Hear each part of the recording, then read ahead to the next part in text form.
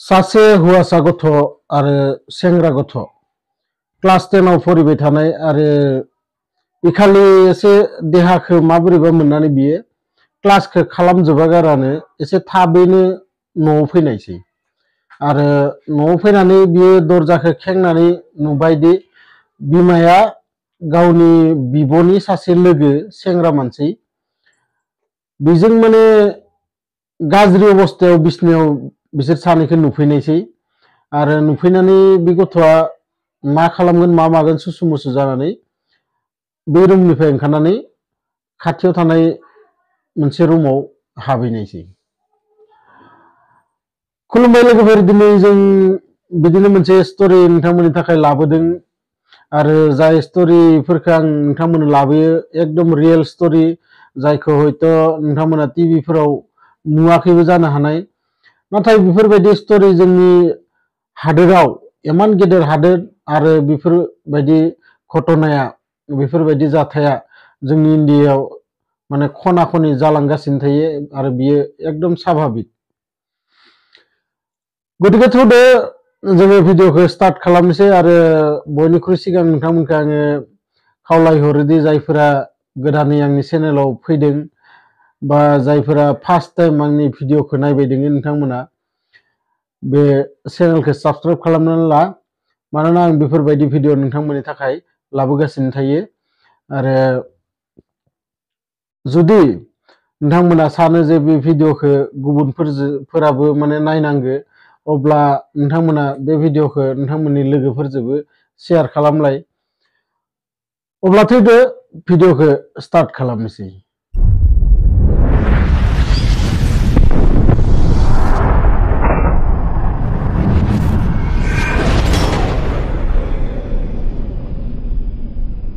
न'खरसे मानसि जायहा बिमा बिफा आरो फिसाला सासे क्लास 10 आव फरायबाय थानाय आरो फिसाजो सासे डिग्री फरायबाय दंमोन आरो बै फिसाजोआ जि कलेजाव फरायो बै गावनि क्लासनिनो सासे जोबोद समायना सेंग्रा सासेजों बे माने मोजां मोनलायलायो आरो खोन्थाया ओरैबायदि जायो जे बे सेंग्राया फटकनो बे कलेजनिफ्राय माने क्लास जाबाय थानायावनो माब्लाबा गोमाना थायो आधा घन्टा 1 घन्टायालागि आरो माब्लाबा माने रायलायबाय थायो आरो रायलायबाय थायो फटकनो बुङो जे आंहा मोनसे खामानि दङ आं फटकनो फैगासिनो दं बिदि बुंनानै बे गथ'आ माने स्कुलनिफ्राय गोमागासिनो थायो। बियो अबेयाव थाङो अबेयाव मा रावबो मिथिया आरो बै सिख्लाया बिखौ सोङो मोजाङै, नोंहा माबाफोर सिन्ता दङ नामा, माबाफोर बिपदाव दङ नामा, नोङो गोलैनानै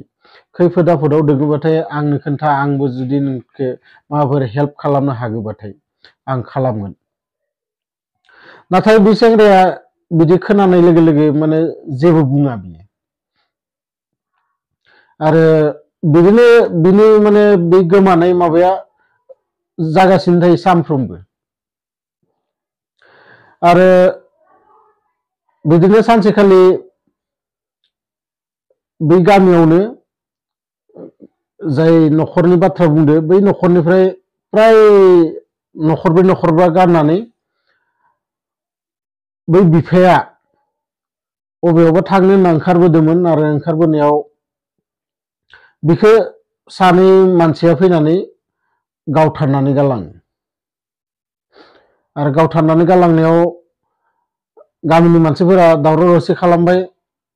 दावराव खालामनायाव बयनिख्रुइ सिगां मोनफैयो बै फिसालाया जाय क्लास 10 आव फरायबायदोंमोन आरो बियो फैनानै नुफैबा बिनाव मबाइल गंसे दंमोन आरो लोगो लोगो बियो पुलिस स्टेशनाव फन हरो आरो दसे उनाव पुलिसफोराबो मोनफैयो, न'खरनि मानसिफोराबो गासैबो मोनफैयो, फिसाजोबो बिमाबो, आरो खोब दावराव दावसि जाबाय बेयाव गाबलाय खुलाय आरो पुलिसफोरा बै जि लास दंमोन गोथै बेखौ लाना थांबाय, लाना थांनानै पस्टमर्टम खालामबाय, पस्टमर्टम खालामनानै मिथिबाय दे गुलि नांनायनि थाखाय थैदों। दा खोन्थाया जाबाय बे जायगायाव गामिनि मानसिफोरा खोब माने पुलिसफोरनि सायाव प्रेसार होबाय जे जेरैखि जाया जोंनो बै जाय गावथारग्रा मानसि बिसोरखौ जोंनो हमना होथारनांगोन।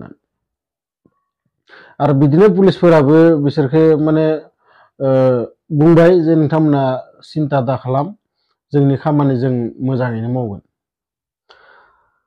नाथाय मास मोनथाम मोनब्रै जालांबाय पुलिसफोरनि आखायाव जेबो माने माबायानो गोलैयासै आरो बिदि जेबो नागिरना मोनैयाव पुलिसफोराबो खोब सिन्थायाव गोलैबाय आरो गामिनि मानसिफोरा बिदिनो माने बे बाथ्राखौ बावगारनो हायाखै आरो बावगारनो हायैयाव बिसोरो माने पुलिस स्टेसनाव थांनानै माब्लाबा धरना होयो, दावराव दावसि खालामो, बिदि माने सोलिगासिनो थाबाय। नाथाय सानसेखालि ओरैबायदि घटना जायो, फिसाजोआ कलेजाव थांदोंमोन आरो थांनायाव कलेजनि जि क्लास मोनसे क्लास गारनानै बै सिख्लाजों आरो बै सेंग्राजों सानैबो गंसे हटेलाव जनानै माने साहा लोंबायदोंमोन आरो साहा लोंबाय थानायावनो माबोरैबा खालि बिफायाबो बै हटेलनि सिगांखैजा फैनायाव बिसोर सानैखौ बेयाव जना थानाय नुनायसै आरो नुनानै बिफाया जेबो सोङा हवा खाथियाव थाङो आरो थांनानै बै सेंग्राखौ फंब्रै फंबा माने सोबाना होयो आरो सोबानानै बुङो जे नेक्स्ट टाइम आं जुदि नोंखौ आंनि फिसाजोनि खाथि खालायाव नुयोबाथाय खोन्थाया हले मोजां जानाय नङा आरो बिदि बुंनानै बियो बै जायगानिफ्राय थांनायसै। थांनायनि उनाव फिसाजोआ माने खोब सिन्था खालामबाय जे आफायाथ' जोंनि जि रिलेशनशिप माने जेब्लाबो गनायना लानाय नङा, गतिके जोंहा माबा मोनसे उपाय खालामथारनांगोन। बिदि साननानै बिसोरो माने प्लेन खालामबाय बिफाखौ बुथारनाय आरो बिफाखौ बुथारनाय प्लेन खालामनायाव बिसोरो साब्रै साबा मानसि लोगो हमबाय बेफोरबायदि खामानि मावग्रा आरो बिसोरखौ माने बिदि फैसा होनानै रां होनानै बुथारनो थाखाय थाग थिग खालामबाय आरो थिग बिदिनो बिसोरो बै माने बिफाखौ बुथारनायसै आरो बुथारनानै रावबो मिथियाखै केसा माबोरै, पुलिसफोराबो दिनैसिम हमनो हायासै। नाथाय माबोरै पुलिसा बे केसखौ हमनो हादों बेसो मोनसे बिराद इन्टारेस्टिं। नोंथांमोना भिडिअखौ जोबजासिम नायलांबाय था, जोबोद इन्टारेस्टिं आरो मानसिफोराबो बेफोरबायदि मानसि थानो हागौ नोंथांमोना माने भाबिस'नो हानाय नङा।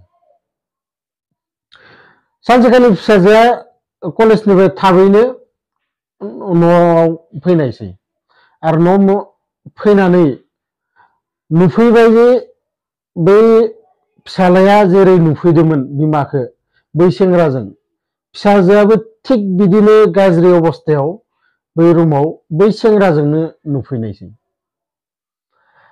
आरो नुफैनायनि उनाव नोंथांमोनाथ' मिथिगौ माबोरै माने दावराव दावसि जानो हागौ सासे सेंग्रा बिमाजोंबो आरो फिसाजोजोंबो आरो खोब दावराव दावसि जाबाय। जानानै बिसोरनि जि बिफाखौ बुथारनाय माबानाय बेफोर खोन्थाया माने बै सेंग्रानि खुगानिफ्राय ओंखारलांबाय, नोंसा नोमफाखौ जेरै गाइड खालामदो, जेरै बुथारदो, थिग बिदिनो नोंखौबो आङो बुथारगोन, बेफोरबायदि माने सोदोबफोरा खुगानिफ्राय अट'मेटिक ओंखारबोबाय आरो बिदि ओंखारबोनायाव बै फिसालाया खाथियाव थानाय रुमनिफ्राय गासै बाथ्राखौबो खोनासंबायदोंमोन आरो खोनासंबाय थानानै रावखौबो जेबो बुङागारा बेयो सिद्दा थाङो पुलिस स्टेसनाव आरो पुलिस स्टेसनाव थांनानै पुलिसनि जि एस.अ' बै एस'नि सिगाङाव गासै बाथ्राखौ खोन्थाबाय जे ओरै थोरै आरो दिनैबो जोंहानि न'आव ओरै थोरै दावराव जादों आरो जानायाव बिसोरो गावसोरनो गावसोर माने बेफोर बाथ्राखौ बुंनानै लादो, गतिके नोंथांमोना जुदि बे सेंग्राखौ एरेस्ट खालामोबाथाय नोंथांमोना गासै डिटेल्सखौनो मोनगोन आरो पुलिसा बे बाथ्राखौ खोनानानै लोगो लोगो बिसोरनि न'आव फैयो आरो न'आव फैनानै बै सेंग्राखौ हमना लाना थाङो आरो बै फिसाजोखौबो हमना लाना थाङो। थांनानै सानैनिफ्रायबो माने गासै डिटेल्स बाथ्राफोरखौ दिहुनो, संख्ल'यो, संख्ल'नानै उनाव मिथिनो मोनो दे बैसोर सानैयानो जाबाय बै मार्डार केसनि आसामि। आरो बे केसा दाबो सोलिगासिनो दङ जोंनि इन्डियायाव। नोंथांमोना मिथिगौ कर्ट कासारियाव केसफोरा बेसां बोसोर बोसोर किसुमानथ' ओरैबायदि केस दङ जे मानसिया थैलाङो थेवबो माने केसा सोलिगासिनो थायो। आरो थिग बिदिनो बिसोरनाबो बिदिनो जाबाय दङ, दाबो जेलाव दङ। आरो केसनि जि फाइनेल रिजाल्ट बे दाबो मोनफैयाखै।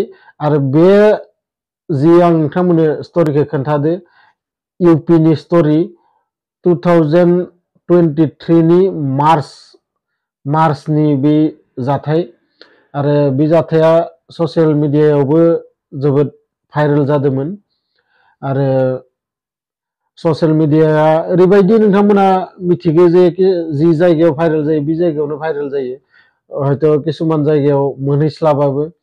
बेफोरबायदिनो बे जाथायाबो माने भाइरेल जाजोबदोंमोन। आरो बेनि थाखायनो आङो नोंथांमोनखौ साबधान खालामनो नाजायो, माबोरै बेफोरबायदि जाथाय जोंनि इन्डियायाव माखै माबोरै जाथाय जाबाय थायो।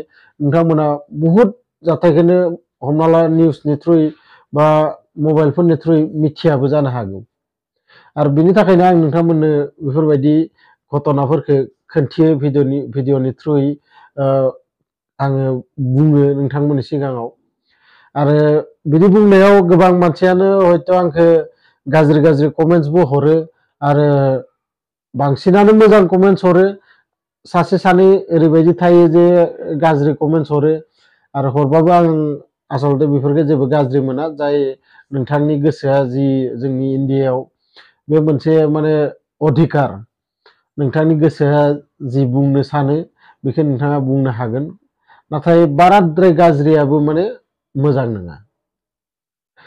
जायखिजाया नोंथांमोना भिडिअखौ मोजां मोनदोंबाथाय लाइक शेयार कमेन्ट्स खालाम। आरो लोगोसे जायफोरा आंनि चेनेलाव गोदानै फैदों नोंथांमोनखौ आरोबाव खनसे खावलायहरबाय आङो चेनेलखौ साबस्क्राइब खालामनानै ला। मानोना आं बेफोरबायदि भिडिअ नोंथांमोननि थाखाय गोदान स्ट'रि, गोदान क्राइम स्ट'रि बेफोरबायदि लाबोगासिनो थायो। लोगो मोनगोन नेक्स्ट भिडिअआव, अब्लासिम गोजोन्थों।